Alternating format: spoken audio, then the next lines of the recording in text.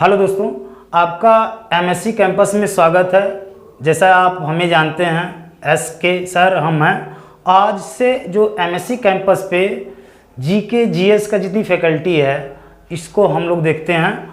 और चलिए आज हम बात करेंगे इतिहास से, क्योंकि पहला जो कुछ बच्चों का रिक्वायरमेंट है सर इतिहास पर वीडियो बनाए, तो इतिहास पे हमारा ये पहला वीडियो है। ऑफलाइन तो हमारी कोचिंग चलती है, लेकिन हम भी सोचते हैं कि इस दौर में थोड़ा सा अपना क्षेत्र को और बढ़ाएं और ऑनलाइन पे भी आएँ, यूट्यूब के प्लेटफार्म पे भी आएँ। तो आप लोग का प्यार और सहयोग चाहिएगा। चलिए हम बात करते हैं कि इतिहास को समझते हैं। इतिहास क्या है, क्योंकि इतिहास का ये पहला वीडियो है, परिचय वीडियो है। आज हम केवल इतिहास के जो टाइम टेबल है उन पे चर्चा करेंगे। क्या हमको इतिहास पढ़ाना चाहते हैं। देखिए, इतिहास सबको पता है, प्राचीन इतिहास होता है, मध्यकालीन इतिहास होता है और आधुनिक इतिहास होता है। तो हम बात करेंगे कि जो प्राचीन इतिहास है उनकी, क्योंकि शुरुआत यहाँ से होती है प्राचीन इतिहास की। क्योंकि शुरुआत से आप पढ़ेंगे तो आपको सारी बात क्लियर समझ में आएगी। तो चलिए स्टार्ट करते हैं। जो प्राचीन इतिहास है वहाँ से, जहाँ से एकदम इतिहास को समझा जाता है, तो आप एक टर्म आपको याद आना चाहिए। वो टर्म है पुरातात्विक साक्ष्य। ये पुरातात्विक साक्ष्य का होता है। थोड़ा सा इस पे हम बात करते हैं। देखिए, पुरातात्विक साक्ष्य का होता है और एक बार टर्म आता है लिखित साक्ष्य। इन दोनों को थोड़ा सा समझ जाएंगे तो इतिहास आपको बहुत अच्छा लगेगा, समझ में भी आ जाएगा। देखिए, पुरातात्विक साक्ष्य का होता है जैसे कि पृथ्वी के अंदर से जो वर्षों पहले का होते थे कि ढेर सारे टीला उला होते थे। आपको पता होगा जैसे मोहनजोदड़ो, थोड़ा बहुत तो आप जानते ही होंगे। जैसे मोहनजोदड़ो का था, टीला टाइप था, तो वहाँ से जब खुदाई हुआ तो पता लगा कि ईंट निकलने लगे। तो वो जो पुराने पृथ्वी के अंदर से जो पुराने उपकरण निकलते हैं किसी पार्ट, कई जगह से, तो उस पार्ट को या उस चीज़ को हम लोग क्या कहते हैं, पुरातात्विक साक्ष्य। तो इतिहास जानने का सबसे अच्छा दो ही स्रोत है, या तो वहाँ से कोई पुरातात्विक साक्ष्य का प्रमाण मिला हो, या तो वहाँ से हमें क्या मिला हो, कोई लिखित साक्ष्य मिला हो। तो दो ही आधार पे जो है इतिहास को समझा जाता है। देखिए, अब हम बात करते हैं जो प्राचीन इतिहास है वो मुख्य रूप से 3 पार्ट में बटा हुआ था। एक का नाम था प्रागैतिहासिक,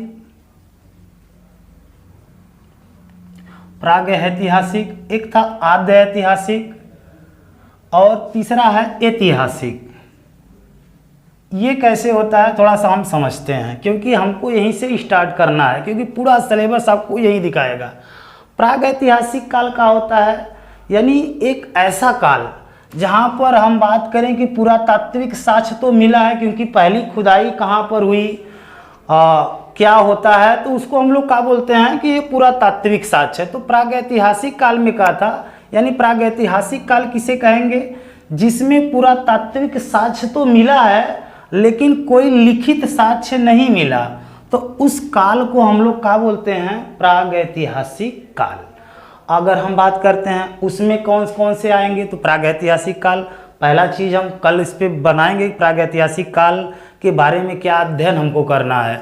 तो प्रागैतिहासिक काल का है कि यानी वो दौर, यानी जो हम नवपाषाण काल, पूरा पाषाण काल, समझ रहे हैं, वो दौर वाले को हम लोग क्या बोलते हैं, प्रागैतिहासिक काल, क्योंकि उस दौर में कोई लिखित साक्ष्य ही नहीं था। दूसरा हम बात करते हैं आद्य इतिहास। आद्य इतिहास में हमको क्या पढ़ना, आद्य इतिहास किसे कहेंगे। देखिए, आद्य इतिहास में कहा था कि पुरातात्विक साक्ष्य भी मिलता है और साथ में लिखित साक्ष्य भी मिलता है। कुछ जमीन के अंदर से उपकरण औजार मिले भी हैं और लिखित साक्ष्य भी मिला है। उस काल को, यानी कहने का तात्पर्य आप समझ गए, पुरातात्विक साक्ष्य भी मिला है और लिखित साक्ष्य भी मिला है, यानी दोनों मिला, लेकिन उसको अब तक पढ़ा नहीं गया है। ऐसे काल को हम लोग क्या कहते हैं, आद्य इतिहास कहते हैं। इसी में हमको क्या पढ़ना पड़ता है, हड़प्पा सभ्यता या मोहनजोदड़ो सभ्यता। इसको फुल डिटेल जो है हम चर्चा करेंगे आने वाले वीडियो पे, ठीक है। आगे हम बात करते हैं ऐतिहासिक काल। तो ये भी काल वही है।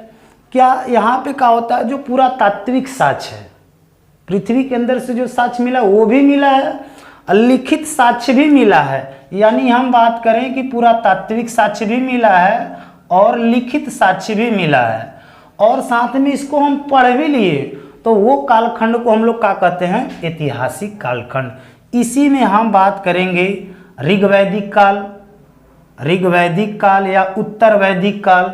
अगर हम वैदिक काल की बात करेंगे, वहाँ से सारी बात आपको पता चलेगा कि ऋग्वेद, वेद कहाँ हैं, पुराण कहाँ हैं, उस दौर में उत्तर वैदिक काल के लोग कैसे थे, यज्ञ का कब बढ़ावा हुआ, कर्म कांडों का कब उल्लेख होने लगा, ब्राह्मण राज कब आ गए, हम वहाँ पे बात करेंगे। फिर इसी में हमको क्या पढ़ना पड़ता है, वैदिक काल पढ़ते हैं। फिर इसके बाद हम पढ़ाई करते हैं महाजनपद काल, मगध का उत्कर्ष, जितने हर्यक वंश, शिशुनाग वंश, सारा अध्ययन हम ऐतिहासिक काल में करेंगे। ठीक है, तो आप आई होप कि आप समझ गए होंगे कि जो प्राचीन इतिहास है उसका एक सिलेबस, एक लिमिट में है, उसको हम चलिए हम बात कर लेते हैं अब, क्योंकि आज पहला ही वीडियो है, थोड़ा सा सिलेबस, क्योंकि आगे से हम परमानेंट देख, आप समझ गए कि जो हमारा जो पहला वीडियो होगा वो किस पर होगा, प्राग ऐतिहासिक काल पे, और सेकेंड वीडियो हम बनाएंगे किस पर, हड़प्पा काल में, जहाँ पर हम एक एक जो जगह था, हड़प्पा कहाँ पड़ता है, कौन खोज किए, चंदूदड़ो का था हैं, और इसके बाद जो भी इसमें प्लेसेज हैं उस पर कहाँ पाया जाता है, परीक्षा की दृष्टि से एक भी प्रश्न बाहर नहीं जाएगा, ऐसे इस पर हम लोग अध्ययन करेंगे। सेकेंड, आप हड़प्पा समझ गए। फिर तीसरी बात आएगी, जब हड़प्पा हम लोग समझ जाते हैं, क्योंकि वहाँ लिखित साक्ष्य तो था ही नहीं, तो जो भी पुरातात्विक साक्ष्य के आधार पर अध्ययन होगा उस पर हम हड़प्पा में अध्ययन कर लेंगे।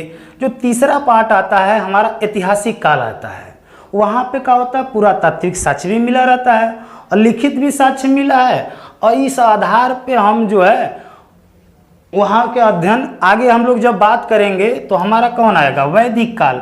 ये वैदिक काल है जिसमें अगर हम टाइम पीरियड की, अगर हड़प्पा की बात करें तो सर्वमान्य होता है, और यहाँ पे तो 25 लाख ईसा पूर्व से लेकर आपको आना पड़ता है, लेकिन हड़प्पा में हम लोग टाइम पीरियड एक मानते हैं कि 1750 BC, यानी कहने का मतलब ईसा मसीह के जन्म के पहले की सब घटनाएं, हड़प्पा सभ्यता।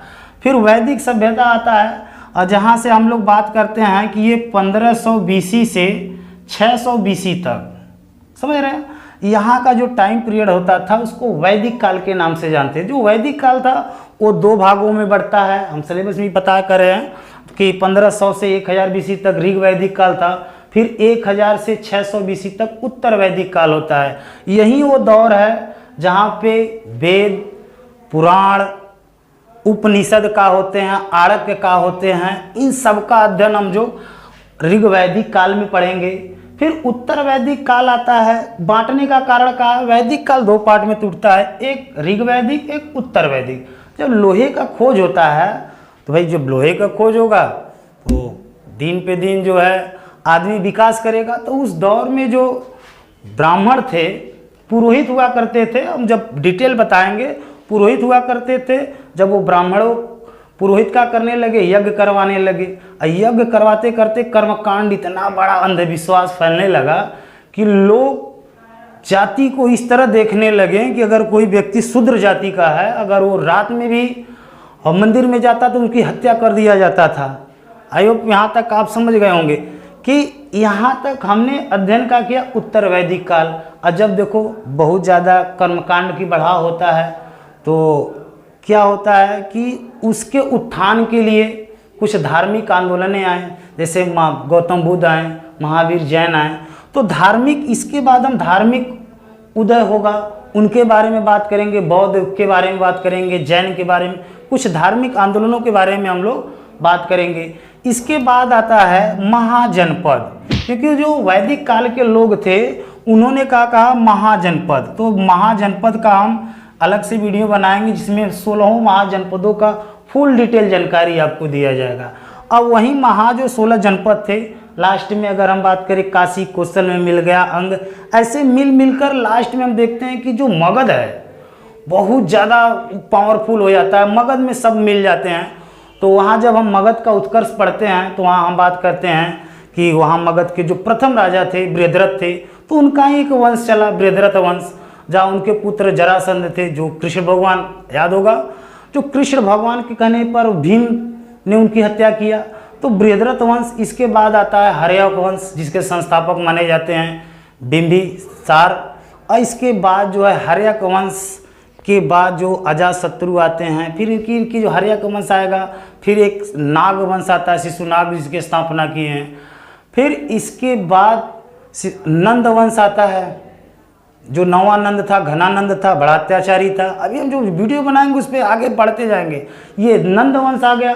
नंद वंश का मौर्य जो चंद्रगुप्त मौर्य थे उनकी हत्या करके मौर्य वंश कर दिए। मौर्य वंश के बाद जो है कहानी धीरे धीरे जितनी भी डिटेल होगा, इसके बाद एक आता है हमारा मौर्य वंश। मौर्यों का जो अंतिम राजा था वो कौन था,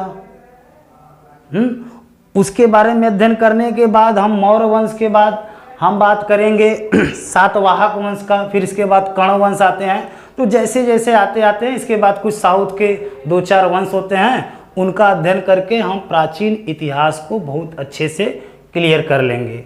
ठीक है, तो प्राचीन इतिहास का एक एक पार्ट जो है थोड़ा सा आप जो है वीडियो को भी लाइक करिएगा, लोगों को तक शेयर करिए, ताकि सबको जानकारी हो जाए कि MSc कैंपस पे जो है इतिहास का एक क्रमबद्ध प्लेलिस्ट बन दिया जाएगा, ताकि एक एक वीडियो सर्कल बाय सर्कल आप उस पर देखें और उसके हर एक नॉलेज को अच्छे लेवल तक, ये जो लेवल रहेगा हमारा ग्रुप B-C लेवल तक रहेगा।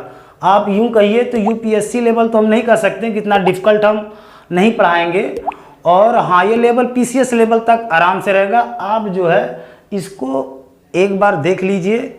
इसके बाद जो कल हमारा वीडियो आएगा उसमें हम बात करेंगे प्रागैतिहासिक काल के बारे में, कि प्रागैतिहासिक काल का था, उस समय के लोग कैसे थे, उनके औजार कैसे थे, काल समय कितना था, कौन व्यक्ति थे, अलेक्जेंडर कनिंघम का नाम आता है तो कौन थे।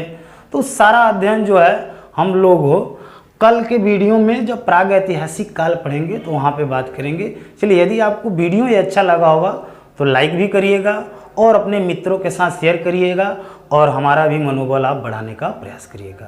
चलिए, धन्यवाद।